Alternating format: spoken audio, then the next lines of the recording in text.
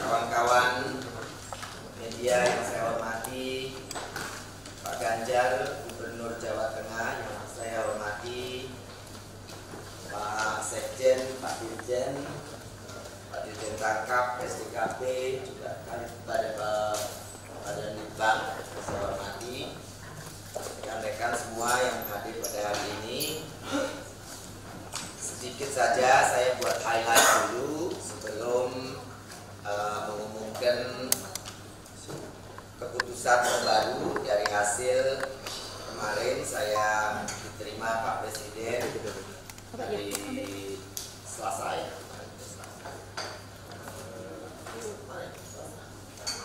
Rabu ini sudah Kamis ya.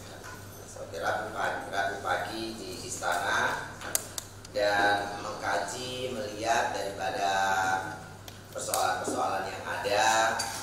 Saya ingin meng-highlight dulu bahwa pengaturan cantrang, mengomentari beberapa komentar yang disampaikan oleh Pak Muhaimin dari Ketua Umum Partai Kebangkitan Bangsa, di mana beliau bicara bahwa kita belum melakukan diskusi atau sosialisasi dengan para nelayan itu, maka saya ingin di sini meng-highlight bahwa kita ini sudah melakukan beberapa sosialisasi dan pertemuan-pertemuan sebelum tahun 2014 saja.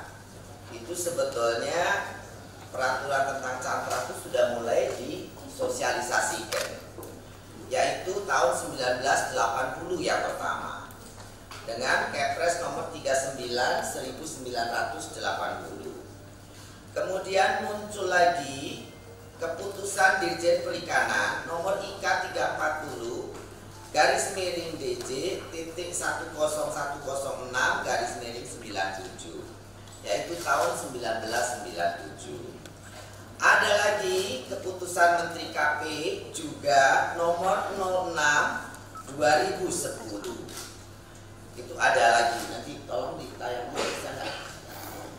Kemudian ada lagi Permen KP nomor 2 2011 JO nomor titik 08 garing 2011 JO titik nomor 18 garing 2013 JO titik nomor 42 2014. Itu tahunnya 2011 sampai 2014. Kemudian tahun 2015 Januari Permen KP 02 tahun 2015 yang dilengkapi dengan beberapa revisi itu dengan Permen KP nomor 71 2016. Kemudian sosialisasinya, kebijakan pelarangan cantrang juga sudah dilakukan dari dulu. 24 April 2009 itu Dirjen Perikanan Tangkap dengan perwakilan nelayan Kabupaten Rembang, Pati, Batang, dan Kota Tegal. Isinya tidak memberikan izin bagi kapal dengan alat tangkap cantrang di atas 30 GT. Itu tahun 2009.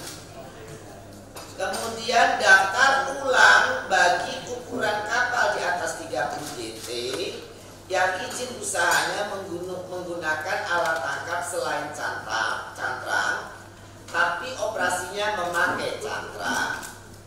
Izin penggunaan alat tangkap cantrang ukuran di bawah 30 GT diserahkan kepada Pemda masing-masing.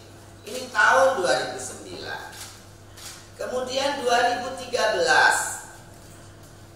27 Desember itu LHP BPKRI nomor 44 garing LHP garing 17 Romawi garing 12 garing 2013 diketahui bahwa Kepala Dinas Kelautan Perikanan Provinsi Jateng melalui surat nomor 523.4/1037 tanggal 16 Agustus 2005 menyatakan bahwa penerbitan izin penangkapan ikan menggunakan cantrang dihentikan per tanggal 1 September 2005 karena merusak lingkungan dasar laut.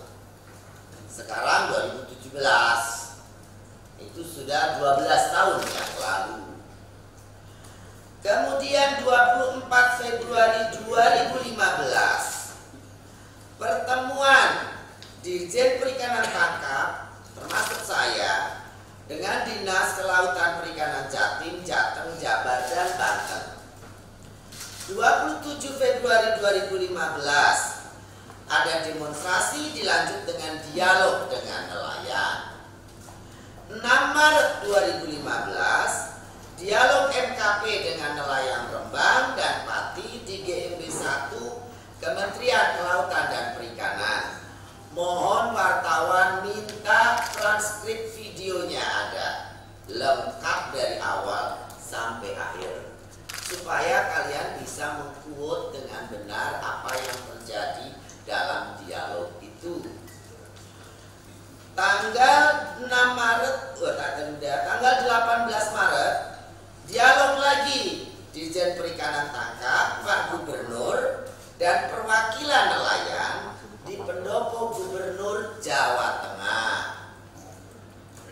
6 April 2015, dialog MKP Menteri Kelautan dengan nelayan cantrang bersama Presiden di Istana Negara.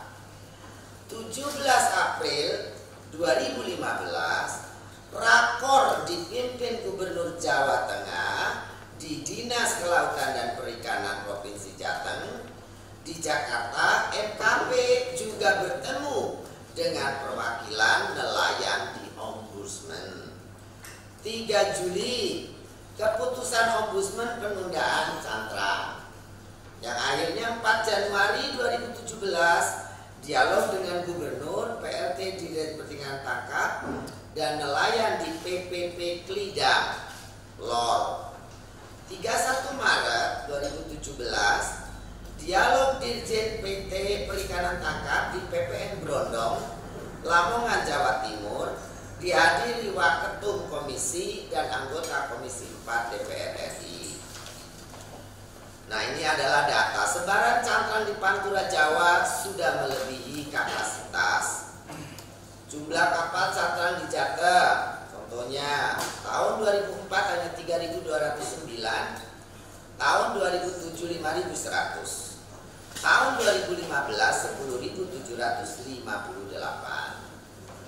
Berikut adalah wilayah operasinya. Karena WPP di Jawa sudah overfishing, mereka mulai bergerak ke Selat Karimata, ke Sumatera bagian timur, ke Kalimantan bagian barat, selatan, kemudian juga ke pulau-pulau di wilayah Madura, Sumeneb, Masalembo, di mana timbul beberapa konflik dengan para nelayan di daerah setempat. Ada kapal yang dibakar di Masalembo misalnya. Ada yang ditahan oleh masyarakat, bukan ditahan oleh polisi, minta tebusan 700 juta per kapal. Jadi sudah banyak konflik. Untuk itulah dengan penegakan hukum terhadap kapal-kapal ilegal asing sudah selesai, ikan sudah banyak, kita memulai kembali untuk membenahi alat tangkap cantrang ini. Makanya saya membuat permen tadi. Nah, dari sini kita bisa lihat apabila cantrang dilanjutkan, yang merugi adalah nelayan itu sendiri. Hasil cantrang banyak ikan ruca yang dijual dengan nilai rendah, sehingga nelayan tidak mendapatkan keuntungan yang lumayan. Apabila mengubah ke hasil tangkapan lainnya, maka dapat ikannya itu dari jenis-jenis jenis pelagis besar yang harganya jauh lebih tinggi. Nah, ini bycatch dalam operasi cantrang contohnya ada di sini. Cara penggerakannya. Nah, itu coba lihat nilai tukar nelayan Provinsi Jateng dibanding dengan nilai tukar nelayan Provinsi Sulawesi Selatan. Sulawesi Selatan sangat tinggi karena kebanyakan mereka pakai kursain, headline, pancing, buku, dan alat tangkap gillnet, alat tangkap lainnya. Sehingga yang didapat adalah ikan-ikan yang nilainya di atas 15 ribuan. Yang paling murah ikan melalukis itu masih di atas 6.000 sampai 10.000. Jadi dari nilai tukar nelayannya saja bisa kelihatan. Jadi dari nilai rata-rata mereka NTN-nya paling tinggi Sulawesi Selatan. Nah, kalau yang cantrang karena itu ikan ruca harganya pun murah. Dan biasanya itu hanya dipakai untuk surimi. Konflik horizontal cantrang dengan nelayan lainnya tadi sudah saya jelaskan.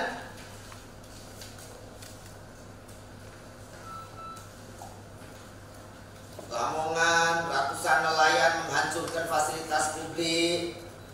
Kemudian seperti kantor camat, mapolsek dan lain-lain. Karena Pemkab Lamongan tidak segera mengatasi nelayan yang menggunakan alat tangkap mini troll. Nelayan tradisionalnya marah. Nah, kemudian juli di Probolinggo juga terjadi pada tahun 95. 95 juga terjadi di Pasuruan. Kemudian 2012 di Nagan Raya. Desember 2011 Bagan Asahan. 6 Januari 2012 Tanjung Balai Asahan. 10 Juli 2014 terjadi di Cilincing. 2006 di Kaltim, di Laut Jawa, dan banyak lainnya. Operasi cantrang juga merupakan banyak manipulasi yang merugikan keuangan negara dengan markdown daripada ukuran kapal. Ini adalah hasil studi kita untuk jumlah kapal tangkap cantrang yang besar, di mana kerugian negara itu bisa mencapai 13,17 triliun dari PNBP yang tidak masuk. Kemudian kasus nelayan yang ditangkap dan lain sebagainya ini juga terjadi. Kalau untuk yang ditangkap karena misalnya kesalahan wilayah atau apa, kita sampai hari ini termasuk nelayan cantrang kita advokasi. Dan sampai hari ini sebetulnya tidak ada penghentian, mereka masih tetap beroperasi. Kalau ada yang bilang kapal-kapal itu nganggur, itu tidak benar, karena belum berhenti. Ya, baru kalaupun dia diberhentikan jadi ya itu, tapi kan ini sekarang tidak jadi. Berarti sampai hari ini pun masih pada jalan. Gitu. Jadi saya mohon media dalam pemberitaan, kita ini Indonesia sedang reforming perikanan, reform dan restructuring daripada ekonomi kelautan perikanan kita. Saya memohon media juga dalam pemberitaan harus bijak. Yang paling langsung saya memohon adalah kepada para petinggi, pengusaha, juga politikus untuk tidak mempolitisasi isu keberlanjutan. Keberlanjutan itu sangat penting untuk kedaulatan pangan di laut kita. Kalau ini sampai berantakan hanya karena politisasi yang berjalan untuk periode pilkada misalnya, aduh kasihan masyarakat. Masa depan mereka nanti bagaimana? Dan yang lebih penting sekarang ini banyak pengusaha kapal cantrang yang telah beralih ke alat tangkap lainnya, itu sudah sangat diuntungkan. Mereka berangkat ke Arafuru, yang dulu Arafuru itu tertutup untuk kapal-kapal dari Jawa, hanya kapal-kapal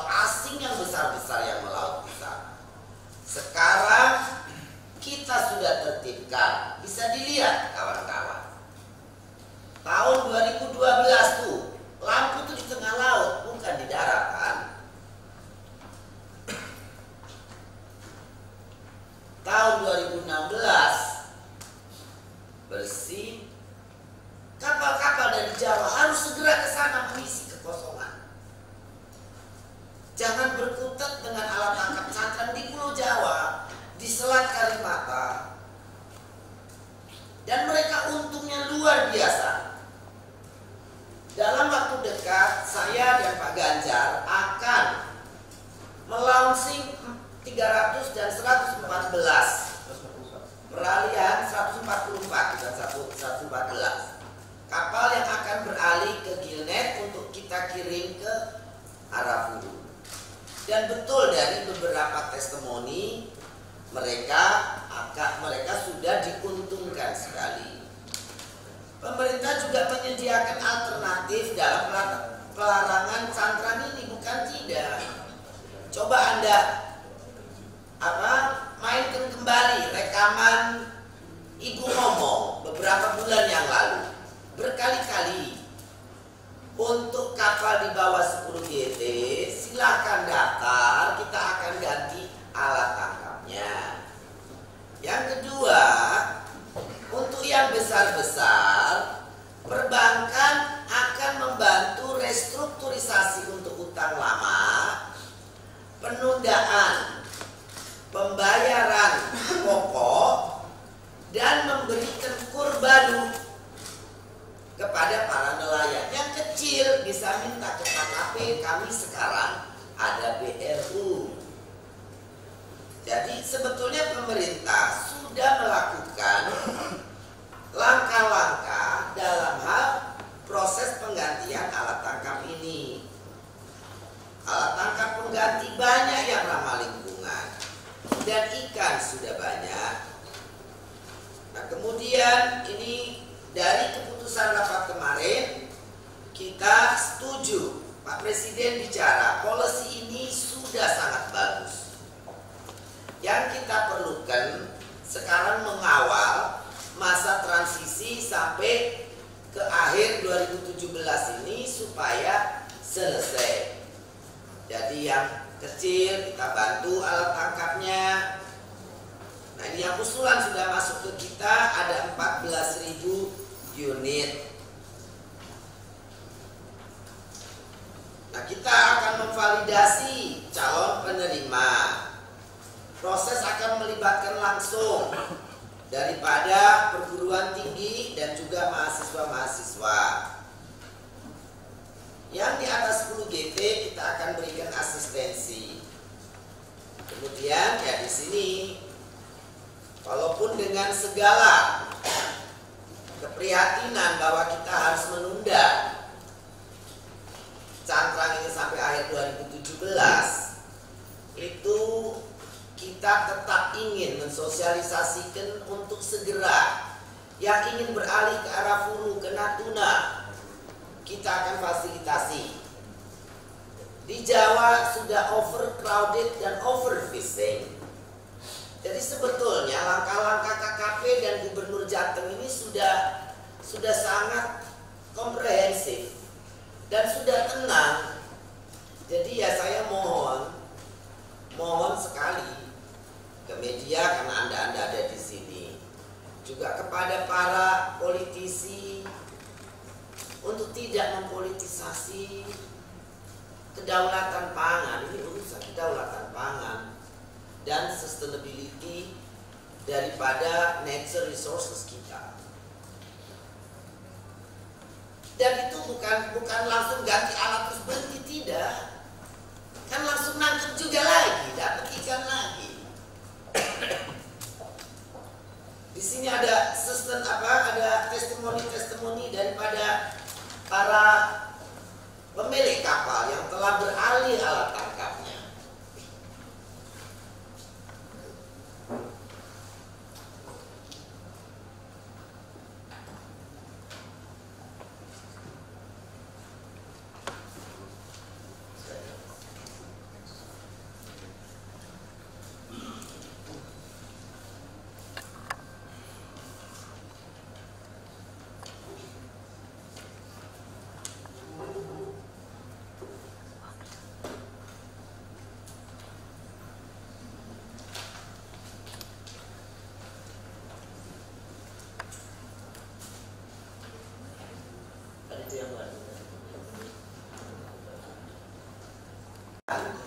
apa yang Bapak lakukan? Oh, Pak Ganjar nunggu pertanyaan aja dari kalian ya, makasih. Bapak dengerin tadi saya ngomong.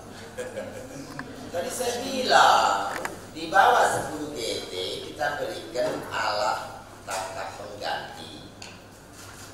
Yang di atas 30 GT kita asistensi ke perbankan, fasilitasi yang di atas 10 GT. Perlu pinjaman, perlu kur, perlu apa, restrukturisasi utang lama supaya tidak harus bayar pokok dulu 2 tahun, kita akan bantu gitu. Dan perbankan siap bantu, sudah komitmen.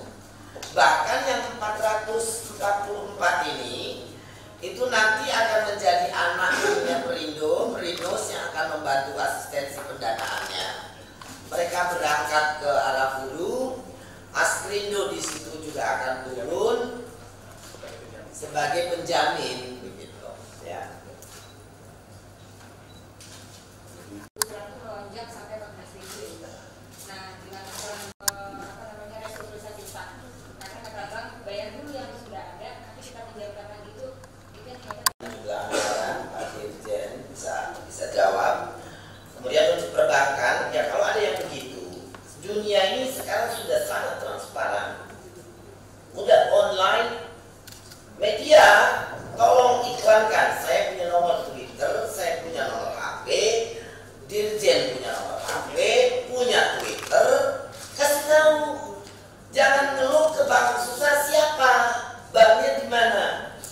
Kita ini sekarang approach case to case, one by one, kita tangani. Jangan hanya membuat kampanye, oh tidak bisa, tidak ada asistensi. Kalau kita tidak tahu tempatnya di mana. Saya ini melayani semua pertanyaan yang masuk. Kalaupun tidak hari ini saya jawab, besoknya saya jawab. Itu adalah tugas kita. Jadi sebetulnya persoalan-persoalan seperti itu, waktu kamu tulis ribuan nelayan, saya minta tolong jangan ribuan. Manusia itu punya nama, punya kecamatan, punya kabupaten, punya nama kapal. Kasih tahu saya namanya, tempatnya di mana, biar kami datangi. Itu. Kalau umum saja, susah. Dan how can we do it? Well, untuk menyelesaikan asistensi dengan perbankan, saya perlu ketemu dengan orangnya. Bukan saya, tim saya. Di mana alamatnya? Banknya bank apa? Nomor teleponnya berapa? Kita udah janji ini 1.000, 2.000 itu termasuk terhitung, kecuali jutaan atau ratusan ribu. Tapi kalau kita hanya memikirkan persoalannya saja, kita tidak diberi kesempatan untuk where, which, what, how. Give me the name, give me address, give me the number, kasih kami nomor telepon, kasih kami nama, kasih nama kapal, di mana kita akan datangi. Itu saja. Tapi kalau absurd bahasanya, 100.000 orang menganggur, 15 juta nelayan tidak kerja. Saya bilang, siapa yang salah itu nelayan 15 juta? Gitu. Jadi kita sulit bicara dan sulit menyelesaikan persoalan kalau angka-angka yang dimunculkan juga absurd. Untuk ganti alat tangkap katanya nilainya 2 miliar. Ya kalau 2 miliar sama aja bikin kapal baru. Bukan ganti alat tangkapnya. Seperti itu. Bahkan pejabat bilang, oh harus ganti freezer. Ya tidak, freezernya ya sama. Nggak ada urusannya dengan ikan yang ditangkap oleh cantrang atau ditangkap oleh kilner. Freezer ya freezer. Apa kamu untuk ikan ayam freezernya beda dengan ikan dengan tahu tempe? Sama saja, freezer sama. Jaringnya yang berbeda. Begitu. Jadi mohon media ini bisa menjadi mediator, membawa kepada kami persoalan-persoalan yang Anda lihat di lapangan. Kita ingin encourage untuk membuat perikanan Indonesia kembali seperti dulu lagi. Ikan banyak, nelayan tidak usah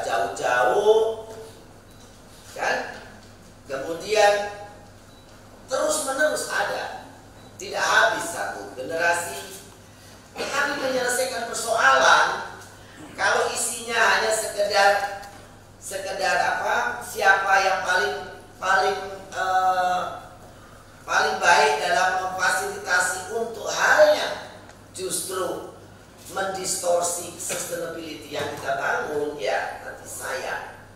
Policy ini sangat bagus Pak Presiden itu. Tahu betul untuk kemaslahatan bangsa.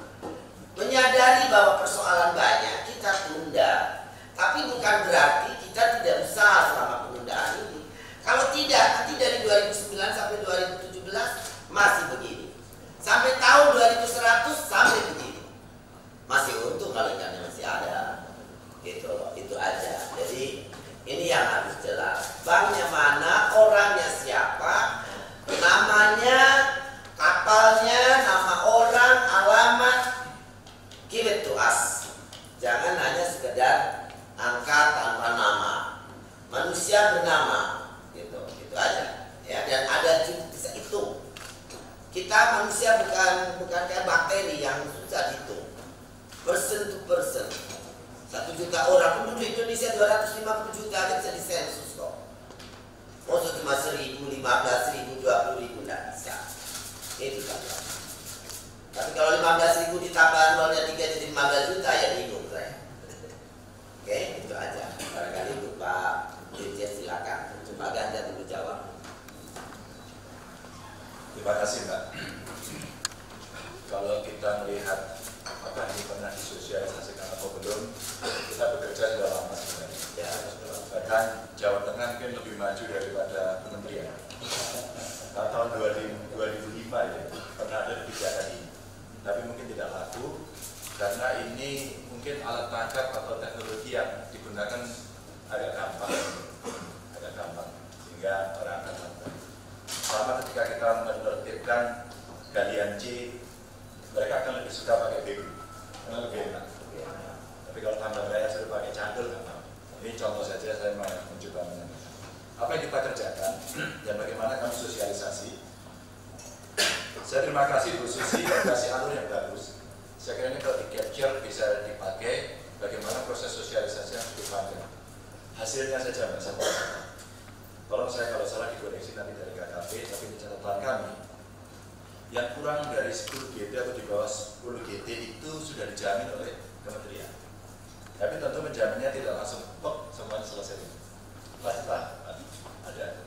Dan itu kita lakukan verifikasi. Hari ini kita menghitung kira-kira kapal yang terdampak ini ada kurang lebih 5.199 di bawah 10 GT. Gitu ya. Ini saya kepala dinas saya. Bantuan yang sudah diberikan 588. Oke. Nah yang belum kira-kira 4.611. Gitu ya. Nah, yang 10 sampai 30 GT itu kira-kira 368 jumlahnya. Karena tidak masuk bantuan, maka yang disampaikan Bu Susi tadi itu kita siap memberikan skema-skema. Di atas 30 GT ini ada 858. Kita sudah bisa menghitung kira-kira harganya berapa, alat tangkapnya, modal kerjanya berapa, sampai kebutuhan dan kira-kira untuk perannya berapa, itu sudah bisa hitung. Mana yang akan kita biayai dari APBN, mana yang akan kita menggunakan intermediasi perbankan. Sebenarnya yang kita lakukan adalah sama seperti KKP. Orang bertanya langsung pada saya melalui Twitter Ganjar Pranowo bisa, atau pakai lalu Syarudin ada pakai DKP Jateng bisa. Semua bisa bertanya. Saya kira dari ini saya berkali-kali bertemu. Ini berkali-kali mulai 2013 sampai 2017. Berkali-kali ada jawabannya bertemu dialog-dialog. Bahkan dulu waktu kami di 2016 dialog dengan Dirjen, boleh sebelumnya? Sebelumnya? Nah ini pada saat musyawarah di Blora, lalu ada demonstrasi juga pada saat setelah itu. Mereka saya kumpulkan, setelah itu ditindaklanjuti dengan tim pusat dan tim pemprov turun langsung. Jadi sebenarnya kita mencoba menservis. Lah, pertanyaan tadi menarik, apa sejauh ini yang dilakukan? Mbak, itu para pengusaha datang waktu itu menolak anggaran. Harus saya katakan, bapak-bapak ini, apakah pemilik kapal di bawah 10 GT? Jawabannya tidak. Kapalnya berapa GT? Dia bingung menjawab. Kenapa dia bingung menjawab? Yang senang saya jujur, kebingungannya itu adalah karena ukuran kapalnya itu di markdown semuanya. Dan sekarang sudah kita tes semuanya, kita cek semuanya, dan dia mengaku. Lalu saya tanya, apakah dengan cara memarkdown kapal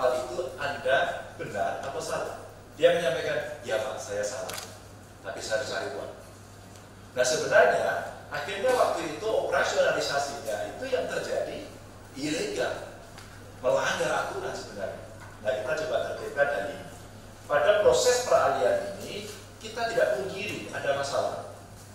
Di tengah jalan mereka belum bisa berganti alat tangkap, kemudian ditangkap, dia pergi, izinnya hanya pada teritori tertentu, WWP-nya tertentu, kemudian dia melebihi, ditangkap masyarakat sekitar sana, ditangkap aparat hukum.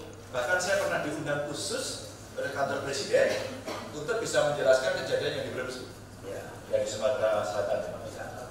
Akhirnya sampai diadvokasi, jadi tidak ada yang tidak kita bantu pada soal itu, dan kita mensosialisasikan.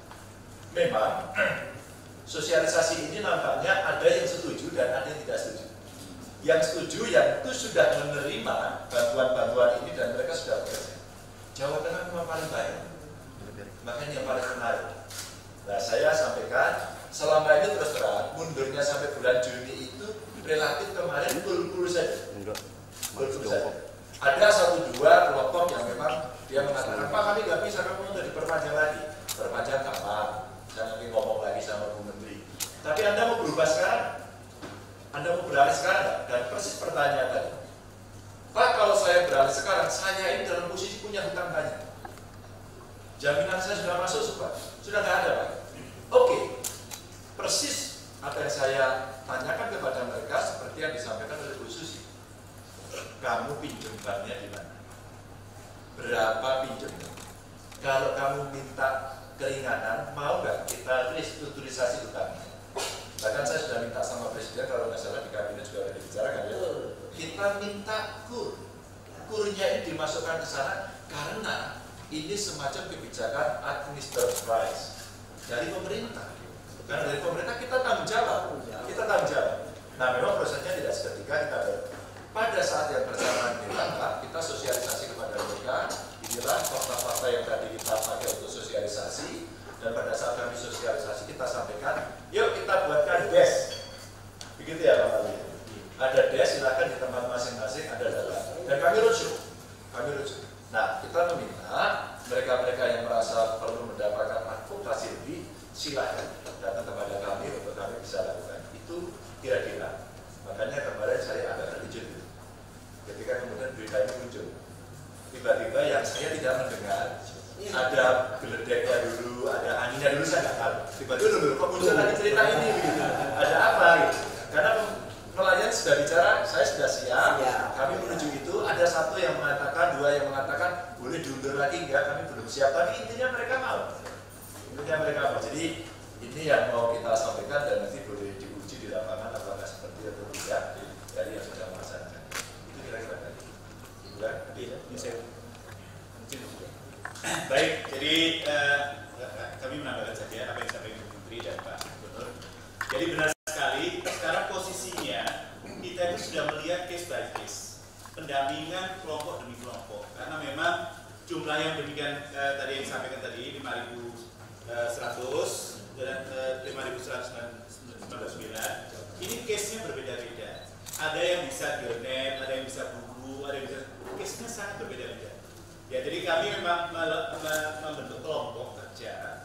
Ada 10 kelompok kerja yang untuk Jawa Tengah saja. Itu ada Undip, kita minta dukungan universitas untuk masuk ke titik-titik tersebut. Satu persatu dicoba. Jadi kalau mereka ganti alat itu nggak mau langsung terima. Ini dicoba dulu bagaimana, gitu ya. Jadi memang ini jalan terus prosesnya. Nah, jadi kami sampaikan proses pendampingan ini kan jalan terus dan kami mendukung sekali apa yang disampaikan Mas Ganja bahwa mereka prinsipnya mau pindah. Cuma nanti kita akan butuh waktu menjalankan.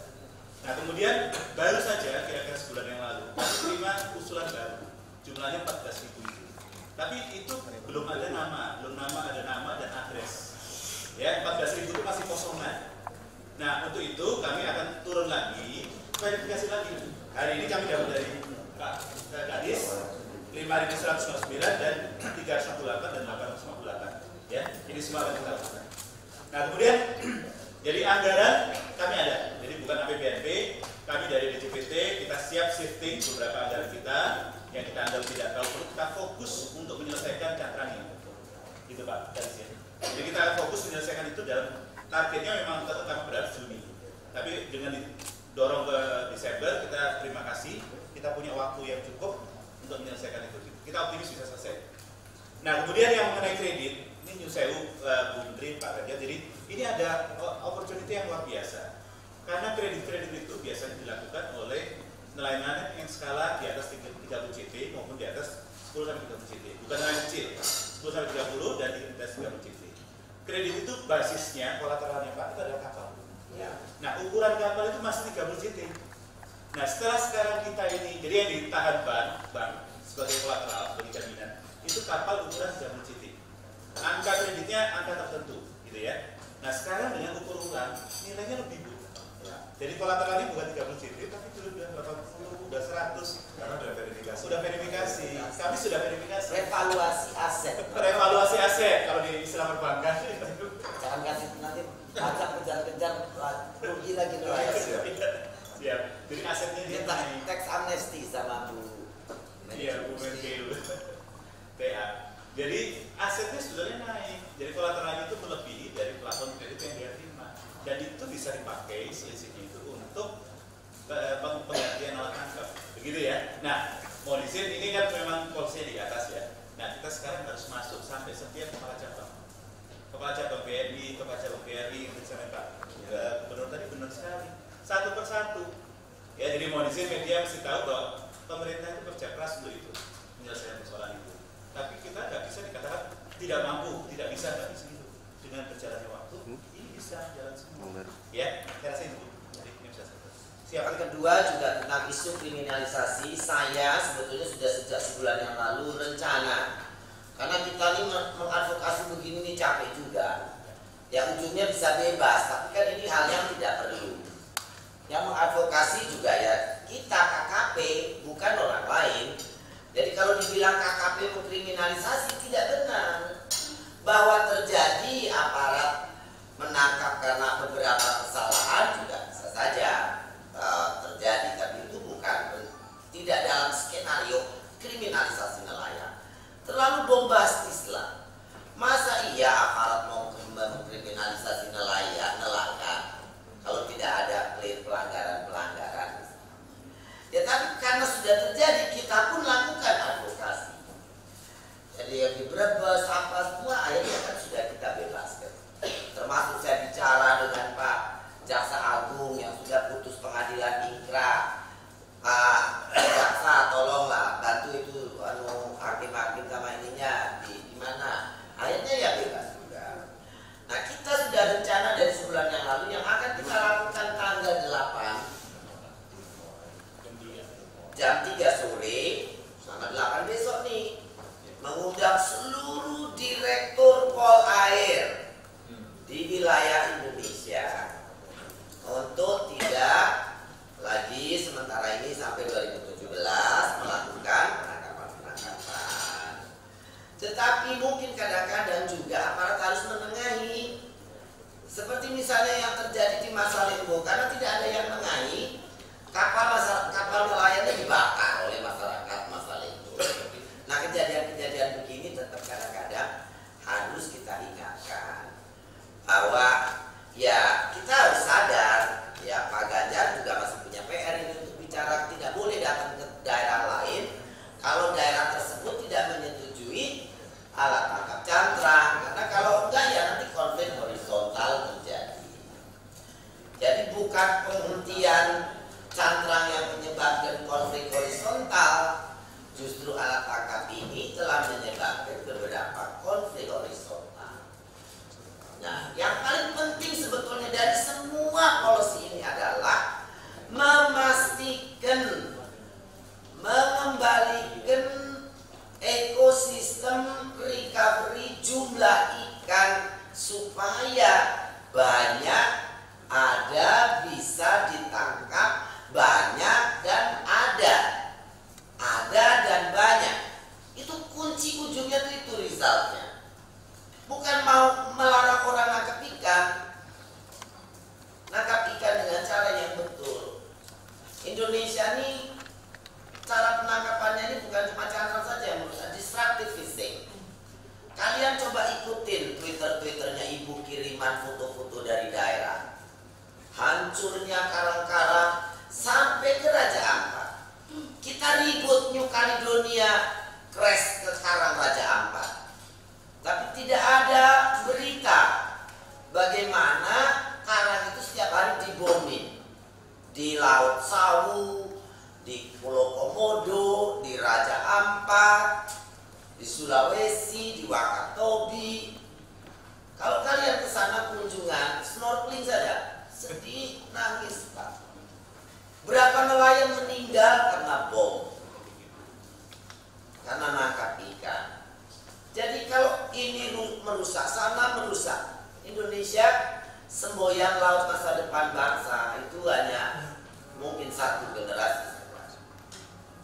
Jadi inilah media harus menjadi mediator yang bijak dan edukatif. Kita tidak boleh memperalat kebodohan, kerakusan, keserakahan, apalagi tujuannya Pak Presiden ini mulia, menjadikan laut masa depan bangsa, menjaga keberlanjutan. Jangan sampai karena politisasi kebijakan itu tidak bisa dilaksanakan. Jadi saya sangat berharap 2017 ini yang terakhir. Coba Anda semua yang ketemu saya sejak 2,5 tahun yang lalu, sudah berapa kali kita ngomong tentang cantrang? Presiden hari ini sangat marah. Karena apa? Sampai hari ini kita masih ngomong cantrang terus, tidak move on. Kita sudah bekerja sana sini, udah adem ayem, tiba-tiba tadi Pak Ganjar bilang nggak ada angin, nggak ada hujan, nggak ada apa, dong. Jadi jangan dibawa ke ranah politik, jangan dibawa ke ranah kepentingan sesaat. Kalau tidak suka dengan Menteri Susi, bikin surat saja resmi. Jangan pakai isu cantrang, jangan pakai isu lain-lain. Karena itu hajat hidupnya orang banyak, masa depannya orang banyak. Kalau medianya tidak bijak, jadi kegaduhan baru. Kita ini sudah gaduh-gaduh terus. Dari angka-angka 212, 412, kebinekaan dan lain sebagainya. Kerja, stop berwacana, stop adu domba, stop kerja kita, membangun negeri kita. Kalau tidak menjadi apa? Ulama, politisi, pejabat tinggi, pengusaha sadar semua.